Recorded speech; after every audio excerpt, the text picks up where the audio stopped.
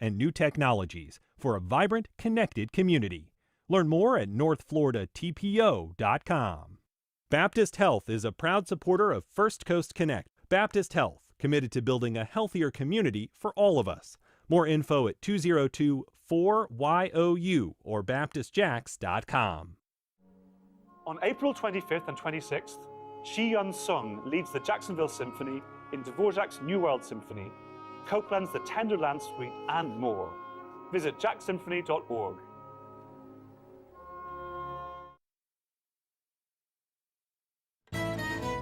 This is WJCT News 89.9 Jacksonville. Up next, national and local news from NPR and the WJCT News team. I'm Corva Coleman. Investors on Wall Street and around the world are frightened about the chances for a long global trade war. It's been triggered by President Trump's sweeping tariffs and China's retaliation. NPR's John Ruwitch says last week's huge losses on Wall Street moved to Asia today. Some of the biggest market moves were in Greater China. Traders were getting their first chance to react to retaliatory measures announced by the Chinese government after markets here were closed on Friday. In Hong Kong, the Hang Seng Index plunged more than 13%, its biggest one-day fall since 1997, according to Reuters. Key indexes in mainland China ended the trading day off between about 7% and 10%, and stocks in Taiwan had their biggest one-day drop ever, with the composite index slumping 9.7%. From Australia to Thailand, markets across the region were rocked by sell-offs. Japan's benchmark Nikkei index fell nearly 8%, and South Korea's Kospi, which tracks large companies, sank 5.5%. John Ruwitch, NPR News, Beijing. A federal judge has ordered the Trump administration to bring an immigrant back to the United States by the end of the day today. U.S. officials admit they wrongly deported Kilmar Armando Abrego Garcia to an El Salvador prison last month. Justice Department officials say that was a mistake. U.S. District Judge Paula Zinis says his arrest was illegal and his deportation was, quote, wholly unlawful. She wants him back immediately. NPR's Joel Rose reports it's not clear that will happen. The Justice Department is appealing. They argue that courts do not have jurisdiction over this case because Abrego Garcia is in the custody of El Salvador, and essentially there is nothing that Judge Zinis can do.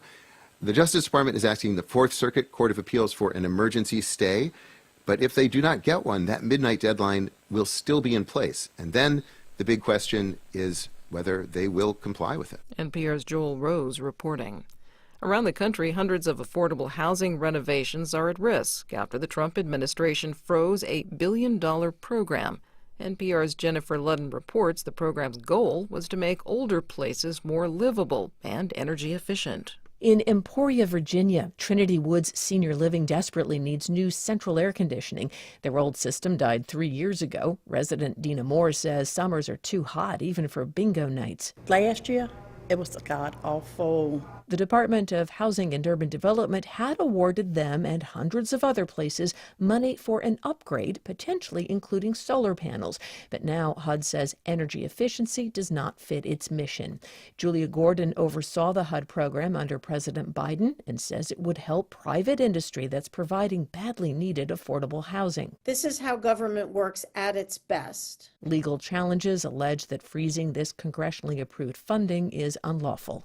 Jennifer Ludden, NPR News. On Wall Street, Dow futures are down 700 points. This is NPR. You're listening to WJCT News 89.9 in Jacksonville. Good morning, I'm Stephen Ponson. It's 9:04. Downtown Jacksonville is growing and more dining options and affordable housing may be on the way soon. The Downtown Investment Authority is voting this Thursday on a deal that could allow a 7-story apartment building in the Cathedral District. Under the deal, 75 apartments would be designated as affordable housing. Meanwhile, in the Brooklyn neighborhood, a 5-story office building on Riverside Avenue might get additions, including a riverfront restaurant with a rooftop bar and retail space. You can get more information on the proposals in this story at jaxtoday.org. Erasing the Gulf of Mexico from state laws and educational materials won the approval of the Florida House last week. The Republican-controlled chamber passed 2 bills along party lines to carry out President Trump's directive to rename the body of water the Gulf of America. GOP Representative Juan Porras defended the vote, saying it's not a history rewrite. We today are now formally saying that America will be the vanguard of the free world, and our kids should know better. But Democrat Felicia Robinson feels the proposal is all about politics. it prioritizes political messaging. It should not be allowed for one person, whether they're our president or not, to change history. The two bills would require county school boards and charter school governing boards to begin purchasing instructional and library materials that reflect the Gulf of America. The name would also have to be changed in 52 sections of state law. Similar bills in the Senate await floor votes. Showers and storms move through northeast Florida late this afternoon. Support for NPR comes from NPR stations. Other contributors include the Wallace Foundation, an independent, nonpartisan research foundation collaborating with grantees and partners in the arts, school leadership, and youth development. More at wallacefoundation.org. This is NPR. Life in Atlantic Beach is the source of some growing conflict between residents and some city leaders. We explain why pressure is building ahead of a city commission meeting next Monday. Later in the program, a life-saving donation leads to a literal change of heart for one local woman. But first, a petition signed by more than 200 Atlantic Beach residents is asking city officials to slow their roll when it comes to changes in policies and procedures in Atlantic Beach. Here to share some of those concerns, we're joined by Ellen Glasser. She's the former mayor of Atlantic Beach. Good morning. Good morning. Colleen November, organizer of the Save Atlantic Beach Elementary effort and resident. Good morning, Colleen. Good morning. And Dr. Nancy Staats, member of Atlantic Beach Preservation. Good morning. Good morning, Ann. Ellen Glasser, we'll get to the sort of the specific contents of and some of the concerns about the proposed changes. But if you can just sort of give us the lay of the land, what's the big picture? Well, the big picture is Atlantic Beach is a special, quaint city, and we are different from many other cities. We're certainly different from Jacksonville. But in Atlantic Beach, we have a lot of citizen engagement. And, you know, this is a time where we feel like we want to have an opportunity to communicate better with city government and the city commission. So I will say that, you know, our city has been all about sort of tree-lined neighborhoods, the natural assets that we have, and being a welcoming city. And so for citizens to be involved is like the key to having an effective government. So we're here to defend our belief in environmental stewardship and to defend the earnest citizens who have served on a committee to steward those efforts for the last 8 years, because they're really under attack. Explain to us what the threat is that you are defending against. Well, in this particular case, there have been several instances where communication has not been great with the city. We're asking for greater transparency in terms of issues that they're working on so that the community is not surprised by them. I mean, starting back in February, you know, we had a full commission chamber because locks were on baseball fields, because playground equipment was being removed, and because they wanted to change the structure and scope of the Environmental Stewardship Committee. And we said, hey, this is time to pause this. We need to communicate better. And we've tried to do that in many forums, but we haven't felt like we've been really heard. So we're really asking the citizens to vote no. Not the citizens, the commissioners to vote no on 2 ordinances that are coming up a week from tonight. And that relates to parks and trees. We're going to save our parks and trees. Those are 2 really big issues in Atlantic Beach, Colleen. And this lack of communication has been one concern, but also a sense that perhaps some of the functions of this environmental committee are being streamlined in a way that could hamper it. Could you kind of explain what one of those ordinances would do that's up for a vote on Monday? Sure. For Ordinance 124, regarding the Environmental Stewardship Committee, there's a couple of changes that are probably a little too far.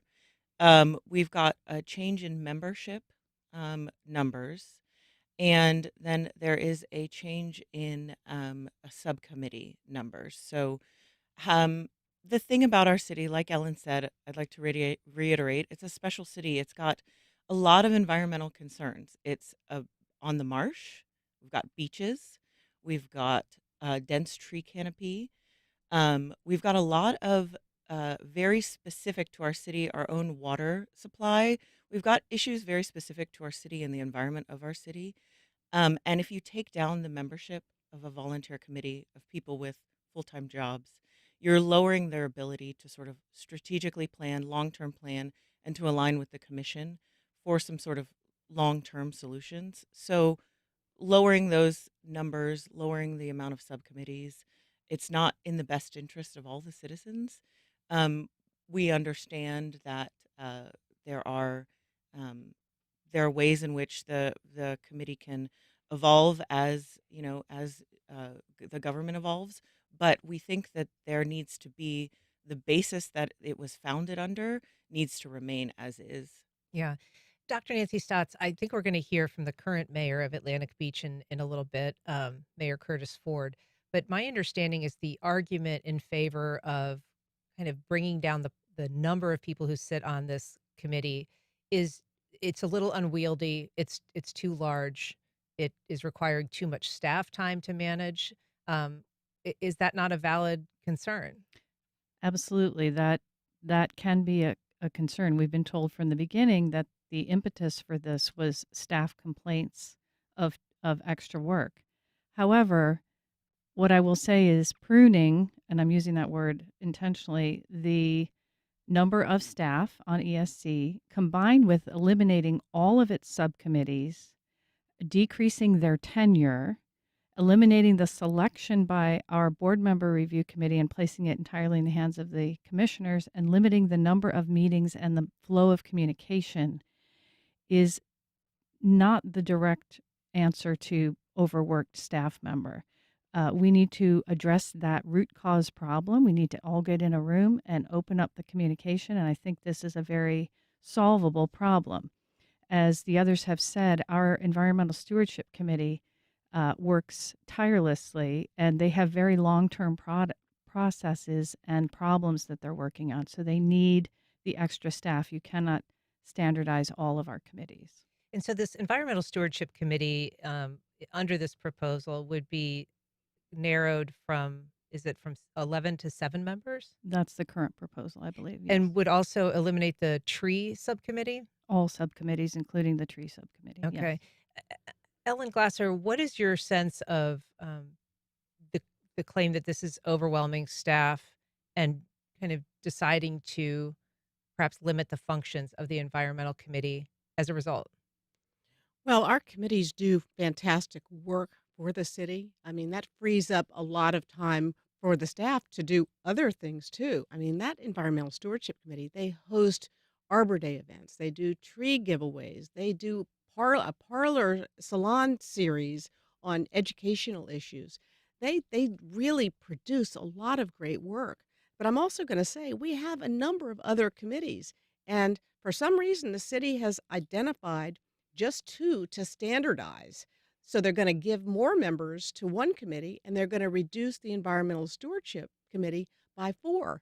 And I think it's worth noting that without the city really knowing this was happening and the commissioners, that a decision was made by the city manager and the mayor to pause the appointments to that committee, and we haven't had a new member seated on that committee for 15 months. Now, that comes at a time which is ironic, to say the least, because our city passed a charter amendment in November to make environmental stewardship a part of our charter. So the two actions just are not in sync at all, and people are confused by that.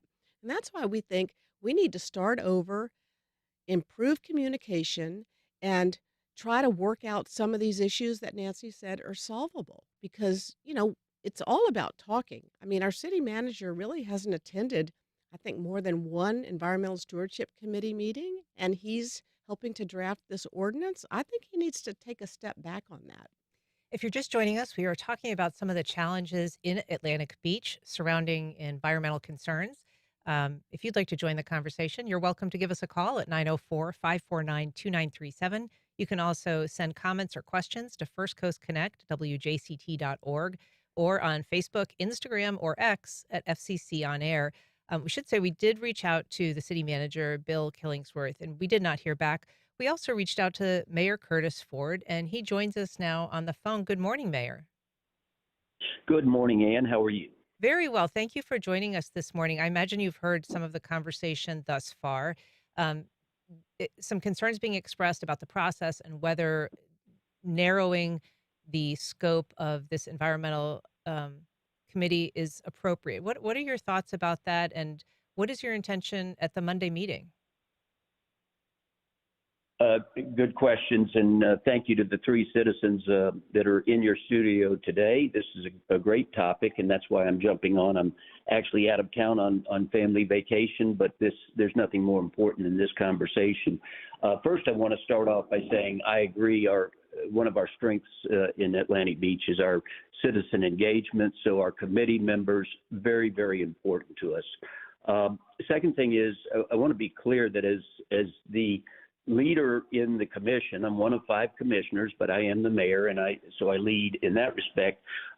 Environmental stewardship is extremely important, and I take it to heart that we added to our charter the language that, if nothing else, has certainly empowered the city commission to act with decisiveness on things that are environmental concern in the city and so on. So it gives the power to that and so on. It doesn't mean that if we make changes on a committee, in particular the Environmental Stewardship Committee, that we're against that. That would be a failure of your leadership if that was the case. So my job, I'm always reminded that I represent almost 13,500 residents, so it's not about taking care of just a handful of people, and some of those people are on this call today, but it is about taking care of all the people. And so I want to clarify something, because I heard it from 2 of the guests on the show this morning. The ordinance number 124 regarding the Environmental Stewardship Committee is reducing that committee size from 11 to 9. It actually started out, the original ordinance was to reduce it to 7. I objected to that, and I lobbied that we keep it at 9, but still reduce it from the existing 11. But that also dovetails with a desire that I have, and this is just my personal preference, that we try to standardize some of what we do in committee. 9 is a lot of people. And so this debate will always go on. What's the right number? And I posed the question at the last commission meeting, if more is better, then why not have 15 members?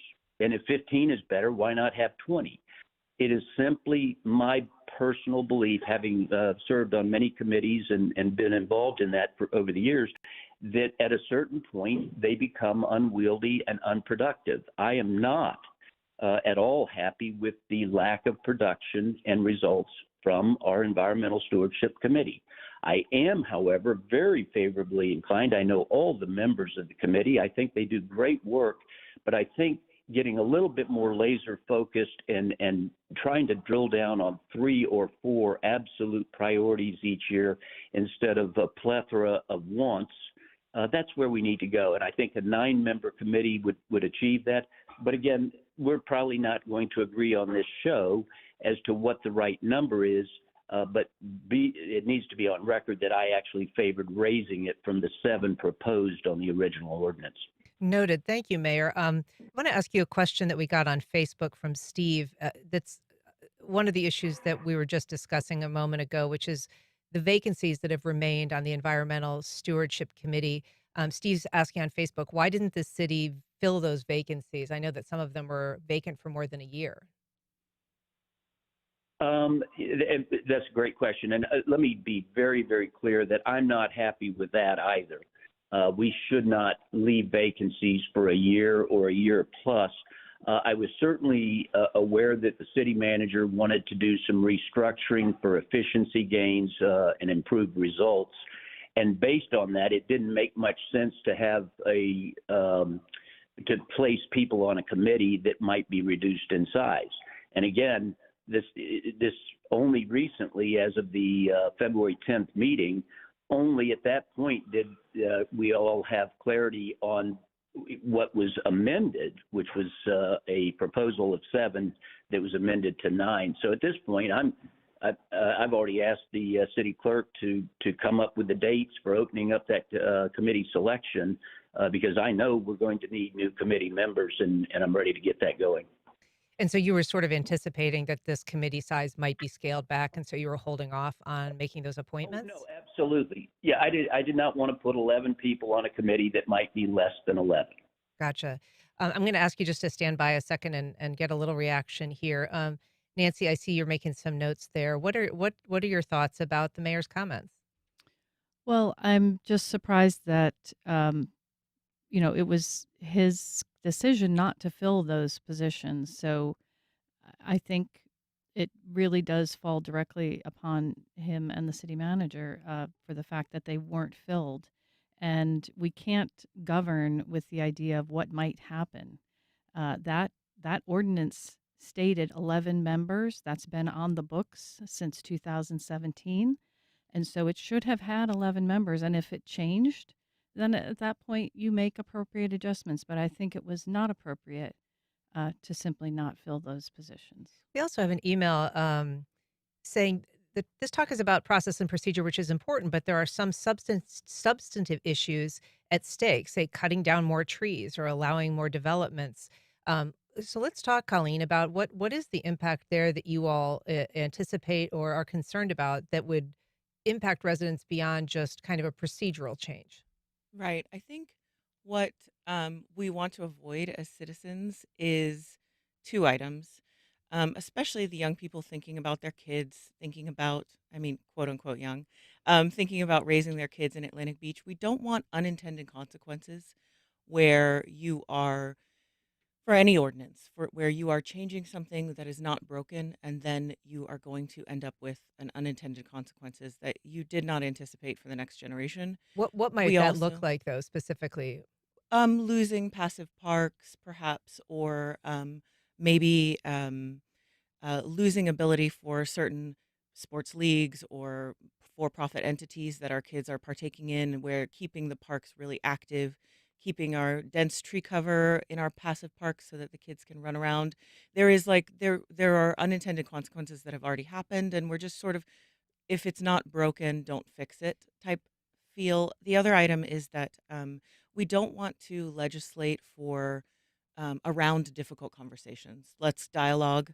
There's no need to create ordinances to avoid difficult conversations. So that's kind of the other thought process in my network of citizens, is just let's maintain community conversation in this beach town, and then not try to sort of legislate around it. Ellen, I want to ask you, why was the tree subcommittee created in the first place? And what is the concern specifically if there isn't a tree subcommittee that is looking at that specific issue? I'm so glad you brought that up. And speaking of unintended consequences, before the Environmental Stewardship Committee was formed, there was a period in Atlantic Beach where our tree permitting, tree ordinances was not being handled right. It just was not being done. And so once those trees are cut, they're never, they're not coming back. And so as much as we want to believe and trust in our city government, having that tree subcommittee is really a critical form of oversight that we perform. And it's really not as labor intensive as some would have you believe. But cutting the tree committee, those are like fighting words for many of the people that have lived in Atlantic Beach for generations. And this is about a generational thing. We want the city to be special for the kids that come. So that is an unintended consequence. And that may be like the primary point that people come to the meeting next week to talk about. I just think that's just not, I don't understand why the city is pushing this at this point.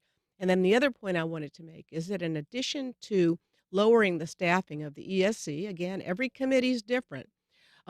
They want to lower the number of meetings that they can have, and that's for efficiency's sake. But that limits what the ESC can do, and so it is a significant pruning of that committee. And I just feel like the ESC does not approve of this ordinance.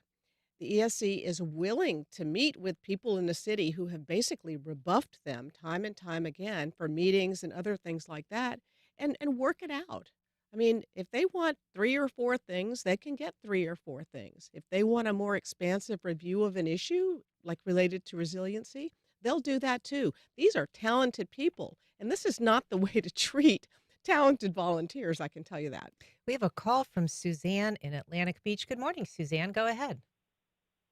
Hi there. I think my question maybe had already been talked about, and that was concerning the open seats that hadn't been filled for the ESC starting in June of last year, and when other committees were having their adding people to their committees. And so that seems like it was really singling out the ESC, and that was done specifically with the mayor and the city manager. But also, I heard the mayor saying that the ESC is not productive. And I, for one, know that it has helped with the city planning department and helping them decide, whether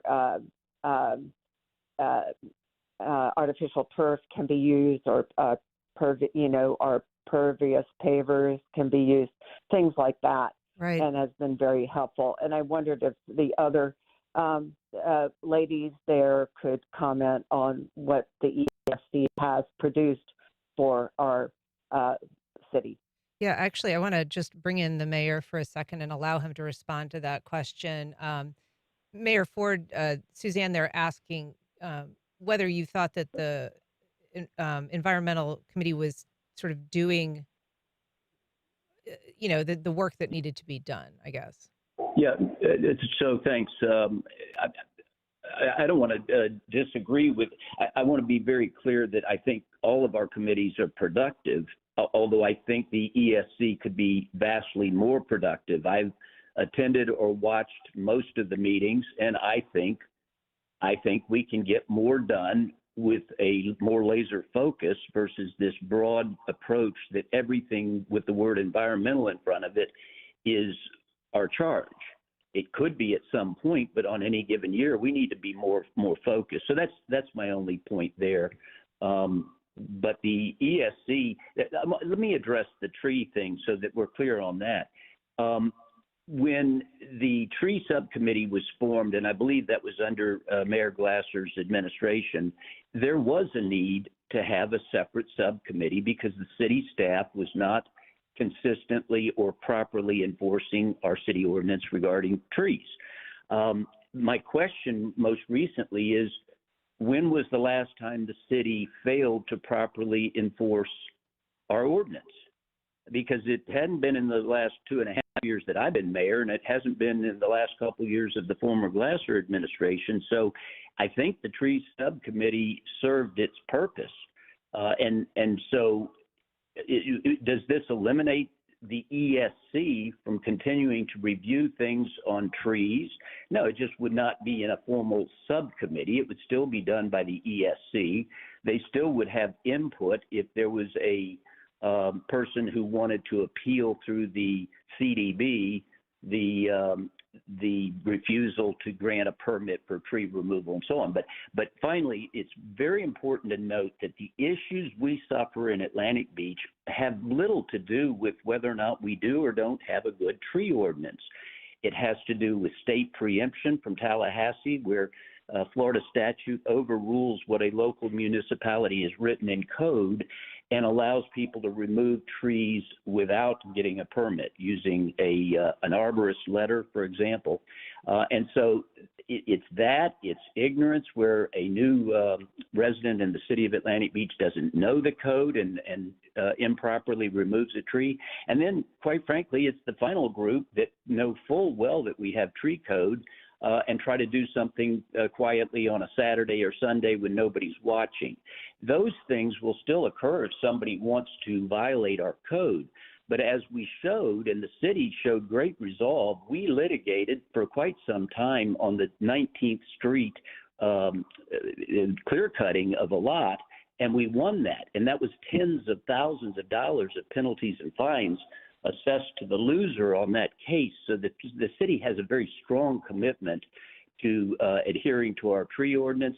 I'm just of the belief that the tree subcommittee had a significant purpose some number of years ago that is of little importance today, other than in general being part of the mandate of the ESC to pay attention. And finally, let's rewrite some of our tree code. We've got ways of incentivizing trees and retention. We're actually taking this up on the next meeting next Monday, that we will have some more heritage trees dedicated in our city. So let's make it more effective, not get caught up in the weeds of how big is the exact right number of people and how many subcommittees.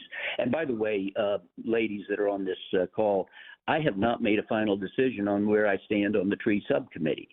Just as I requested and got an amendment to the original ordinance, I may make a request for an amendment on the ordinance this coming Monday. Mayor Ford, so I just want to ask you yes. a quick follow-up there. You said that, this committee was sort of created in response to the city's failure to enforce or follow its own tree regulations. Do you Yes. credit that subcommittee with kind of getting us to the point that we are now, where you say it's not necessary because the city is doing the work that needs to be done? Absolutely. And again, to be clear, it's not that we don't need tree oversight. We do need tree oversight, or rules making and decisioning and recommending back to the city commission for the future. This is all about the future, and we learn every year new things about tree canopy and so on. But the original main reason for the tree subcommittee, that was fulfilled, and nobody has yet proven to me that the city is in any way or has in any way violated or failed to enforce our tree code over the past 5 years. And you're not concerned about backsliding if that subcommittee is removed? No, because the ESC should still be paying attention to that, still should be advising the commission, and the commission should do what the electorate voted them in for, and that is to manage this on behalf of the citizens. So we're never going to please every citizen on everything. And I like the way this conversation actually started out. Directionally, I might get agreement from the group on this call that directionally we're probably okay.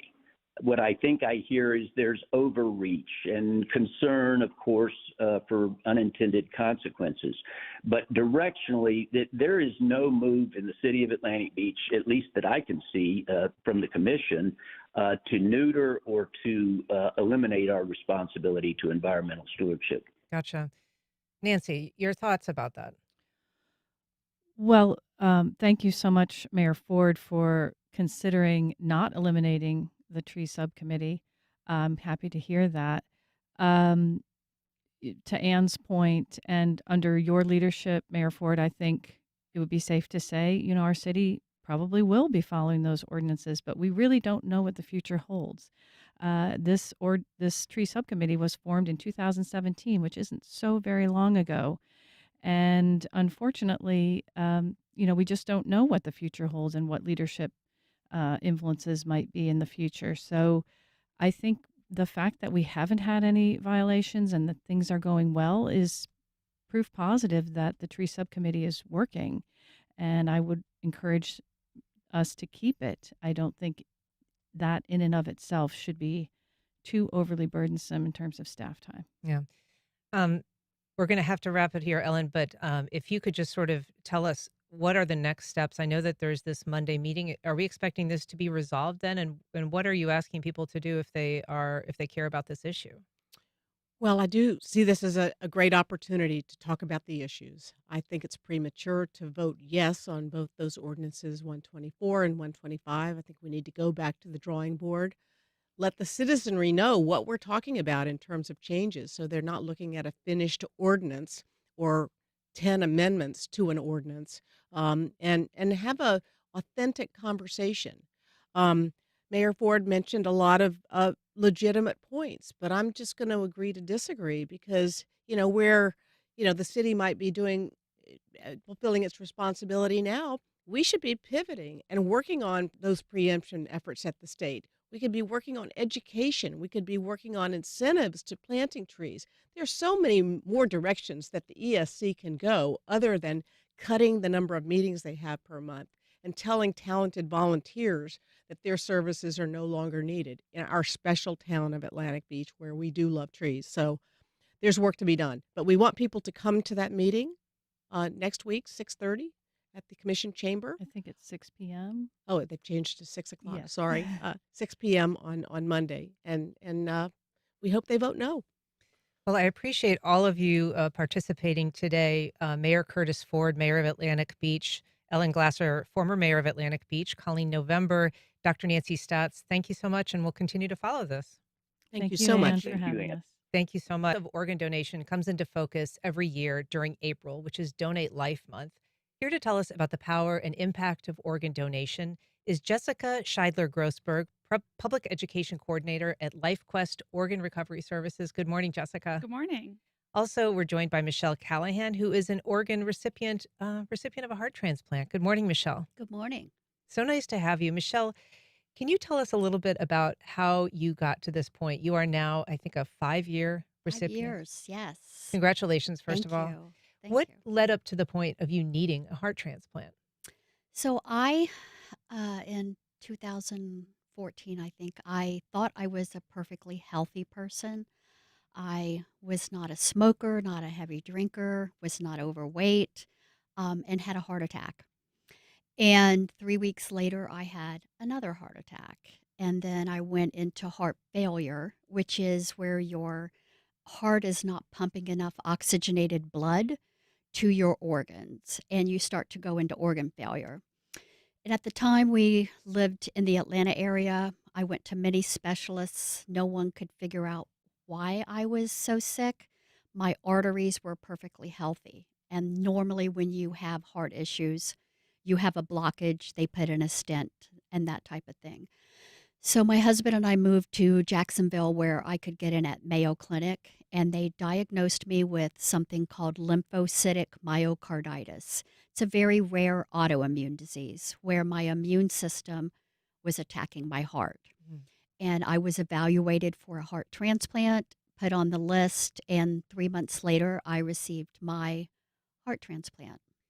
And so that, because it's an autoimmune disorder, it was not the kind of thing that necessarily was a curable thing. They That's really right. needed to replace the organ itself. That's right. So I have a new heart, which is great. I still have an autoimmune disease.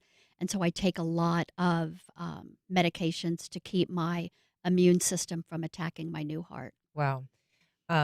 It's quite a story, and I imagine it was an enormous surgery to undergo. Can you talk about how you prepared for that? I mean, 3 months seems like a short runway for an organ transplant. In some cases, they do take years. Sometimes it does take a long time. I was very fortunate. So organ donation goes by blood type and body size. And I was fortunate. I have A type blood and I'm a smaller person. And it only took 3 months for them to find the match for my heart. Right. It is a extraordinary process, organ donation, Jessica. It is remarkable, the things that can be accomplished by medical science. But there are a lot of people that aren't as fortunate. There is a waiting list of more than 100,000 people in this country right now. Yeah, and to put 100,000 into a picture, because that's just a big number, the Jaguar Stadium here in Jacksonville holds 67,000. It's sold out every seat. So think it's a stadium and a half worth of sick people like Michele that are in need of a transplant. Here in Florida, about 5,000 people are in need of a transplant. And not everybody survives that wait. Right. And so about 20 people die every day waiting for someone to say yes, hoping to have that match. Just in this country. Yes. And so what is it that what's the most common needed organ? What's the most common to be to be part of the donation process? Yeah, so about 85% of transplants needed are kidneys. Medicine causes kidney failure. There's lifestyle choices that cause that kidney failure. All sorts of different factors along with genetic pieces of it. And so we really are looking at kidneys, but all 8 of those organs are needed. And so kidneys are something that people can donate and as a living person. Correct. Most organs, that's not the case. Yes. And so do people have to be a part of the donor registry if they want to donate their organs upon their death, or how does that work if they have not registered, like, for instance, when they get their driver's license? Right. So if you want to be an organ donor, there's a couple places you can go. So you can go to the tax collector's office, the DMV. There you can register, but you can also go online, register there on your health app on your phone. With living donation, it's a little bit different. If you want to give to your parent, your friend, whomever, you go to your doctor and they're able to test you, figure out if you are healthy enough to give away one of those kidneys, and figure out if you can be a match. The other organ you can donate while you're still alive is your liver. Your liver is the only organ that we can cut pieces of, and it will regenerate fully to cover all the way back. So what concerns do you hear from people if they're reluctant to be organ donors? Like, what prevents someone from signing up for that registry? Yeah, absolutely. So the biggest one that I hear is that people are nervous that doctors and nurses won't save them in the hospital. And that's not the case. Medical professionals, they're going to do everything in their power to save your life. We always think like, well, wouldn't they see it on my driver's license? If you say yes to organ donation, there's that heart there on your ID. Well, two reasons why that doesn't actually work. Your driver's license isn't a reliable source of information when it comes to this topic. One is because we live in a digital world. You can register on your phone. You can register on your health app. I'm not going to go to the tax collector's office and go and get a new ID. So that's one of the reasons. You can say yes, say no, and you don't change that license. Meaning it doesn't necessarily show that heart on there if you Correct. register. Mhm. In the state of Florida and a lot of states in the country, you can actually register saying, I would love to be an organ donor. Please don't put that heart on my ID. And more people are choosing that as well. So, Michele, what has changed for you since your transplant? I mean, aside from just the enormity of the surgery, which I imagine took some significant recovery, um, how has it changed things for you in those years? The years after your diagnosis, you weren't feeling great. You were hospitalized a lot. I was hospitalized 9 times the year before my transplant, sometimes for a few days, sometimes a few weeks. Now I'm able to go hiking in the mountains with my husband, and I have a granddaughter that I'm able to spend time with that was born after my transplant, so I may not have ever met her had I not had that transplant.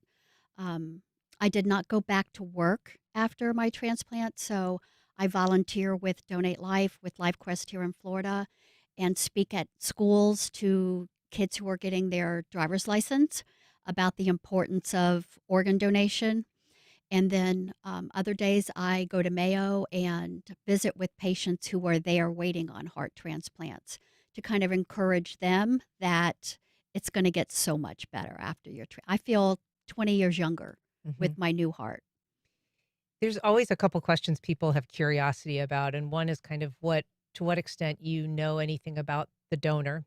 And I think the other is just sort of like whether you feel any different, having taken this other person's organ into your body. Yeah. So, as far as feeling different, I feel that I'm different. People who know me may not see that, but I feel like I just have so much more compassion, and my mission is clear to me in what I'm supposed to be here for, and that is to educate people about organ donation. Before my transplant, I was busy. I had a great job. I traveled. I did all these things, but I didn't really know what my mission was in life, what I wanted. And so this has definitely clarified that for me. And then as far as knowing about my donor, so for Mayo patients, we have to wait 6 months before we write a letter to our donor family. And it's been 5 years since my transplant. I've written 10 times. I have not heard back from them yet, but I do write every 6 months and tell them how grateful I am that they made the choice of organ donation for their loved one. I do know that my donor was a younger female who died of a drug overdose. And so I try to keep in mind that that had to be very hard for those parents and that they may just not be ready to have a conversation with me yet. But I would love to do that. I would love to meet them and know more about her. It's a difficult thing, Jessica. Obviously, the recipient of an organ is celebrating life, but it is contingent on somebody, who has died. And do you help patients negotiate, kind of handle that relationship, whether or not somebody, might be comfortable talking about their loved one who provided this life-saving gift? Yeah, absolutely. So at LifeQuest, we have staff, and they are there to just help the family that just lost their loved one, giving them those conversations to help them through the grieving process, but then also to bring them together as a community to meet other people that are going through similar things. This is so hard, but a lot of times it is so uplifting to know that the last thing their loved one did was to save somebody else's life. So we coordinate that and those letters. So when the donor family writes a letter, it comes to us. So then we can give it to a recipient, and then the recipient gives it to us to then give to them. And just briefly, because we are going to have to wrap it up shortly, how important is it for people, if they've made the decision to be an organ donor, to communicate that to their family, to their loved ones? Yeah, it is such a huge point of conversation. I always say it only takes 15 seconds to save somebody's life through this conversation. And it doesn't need to be this formal sit down dinner type of thing. Instead, just send a text message to your family like, hey, I just want to let you know, these are my wishes. What are yours? So then the whole family has an idea. If you are under the age of 18, parents, guardians, they make that final decision. So really talking to that new driver, family member, but then also so then your family knows if something ever happened to you, what those wishes are. And Michele, obviously, you're healthy and doing well. So do you have any specific advice for people who might be thinking one way or the other about donation? I look at my donor as a hero. And, I say to young students when I'm talking to them that you can be a hero in someone's life by being an organ donor. And it's something that not many people get the privilege of doing. Yeah. So few people can actually die in the situation where they can donate their organs. So why not sign up and possibly be a hero? Yeah. And I saw that there was a 90-something-year-old. Life South Community Blood Centers, providing blood and patient services to the local hospitals, serving patients in this community. Donating blood with Life South helps save lives. More at lifesouth.org to find a blood drive near you. Terrell Hogan Law. I'm Wayne Hogan. One texter call can wreck it all. Learn more through distracted driving presentations for teens and the workforce. Arrive alive. Let's end distracted driving. More at terrellhoganlaw.com. On the next Fresh Air, Scottish actor David Tennant. Perhaps best known for his role as the Doctor on Doctor Who, Tennant also is considered an excellent Shakespearean actor. His comedy show, staged with Michael Sheen, was one of the few funny things. Tomorrow at 11, here on WJCT News 89.9. The government's public health department as we know it was turned upside down seemingly overnight in a round of sweeping layoffs. HHS Secretary Robert F. Kennedy Jr. cut 10,000 Health and Human Services employees at the direction of DOJ. How these job cuts could affect drug approvals, disease tracking, and vital research. Next time on 1A. Today, starting at 10 on WJCT News 89.9.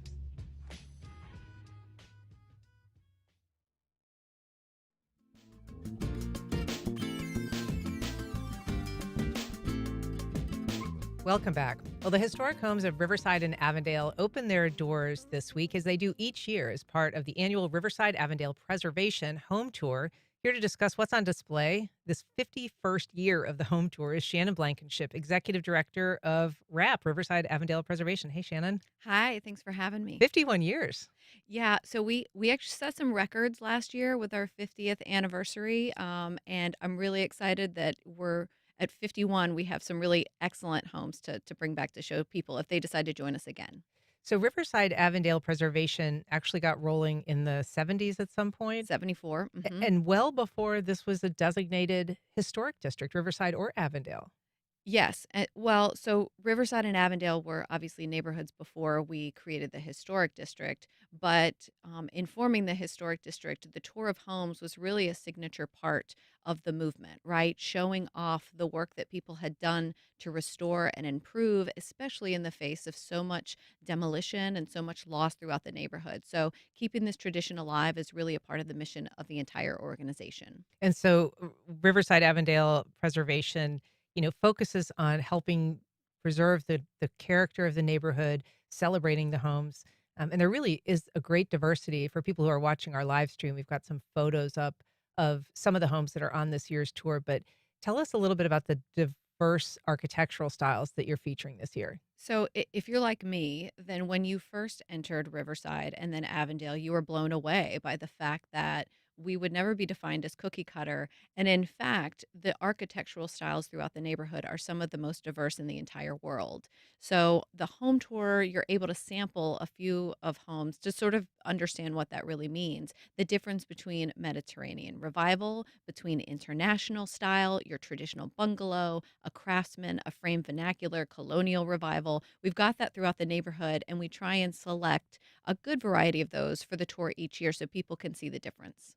And so this tour has all of those varieties. I actually was interested to see this international style, this one that's kind of on St. John's Avenue along something called Bourbon Alley, which I had not even heard about before. I thought that was kind Sure. of funny. And so anyone who was just watching the Oscars, this home has a particular nod because one of the most famous films we were talking about was The Brutalist, and the Brutalist style architecture has a nod to what would become international style architecture. The only international style architecture home in the neighborhood is featured on the home tour this year, and so you can really sort of walk inside and see evidence of it. So if anyone is wanting to learn more about that, that's one of the homes you can check out. Bourbon Alley is a really sort of interesting part of the neighborhood because it is in fact not an alley, it's a driveway and it is private. And so this is again one of those like we invite you in to see something that normally you wouldn't be able to. But the five homes along Bourbon Alley have become really an enclave, their own sort of